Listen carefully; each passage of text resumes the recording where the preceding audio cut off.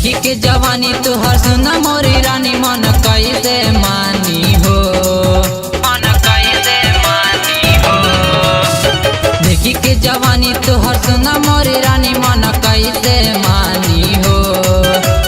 देखी के जवानी तुहर सुना मोरी रानी मन कैसे मानी हो।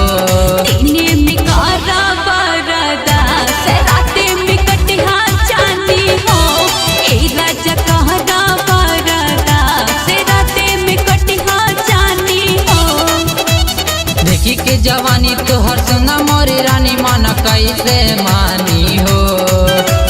देखी के जवानी तुहर सुना मोरी रानी मन कैसे मानी हो।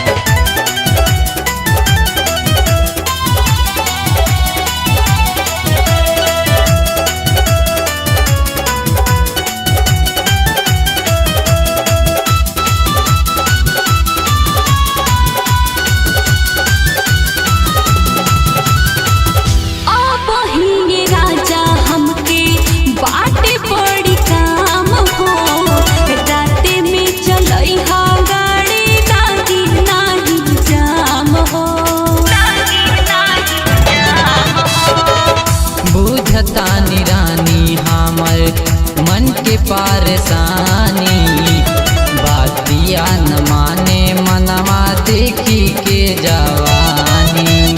बैया में आवा हमके जानी तरसावा सुना मोरी दानी हो।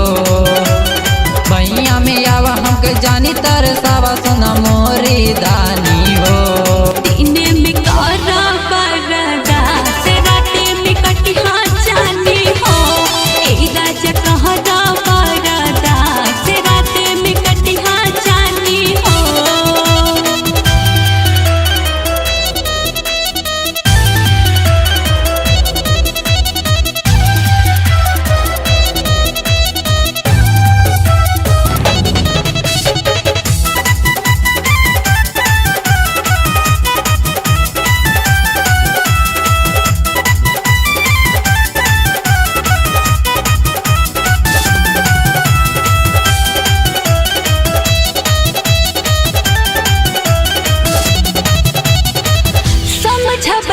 राजा यो वही बाटे मजबूरी, रात में मिटाई दे हम राजा सगर दूरी। होठ के ललैया तानी हम के दिखाई दा, दूर से जवानी आके दर्शन कराई दा। हो गई अधीर मन धर नहीं धीर भैली पानी पानी हो।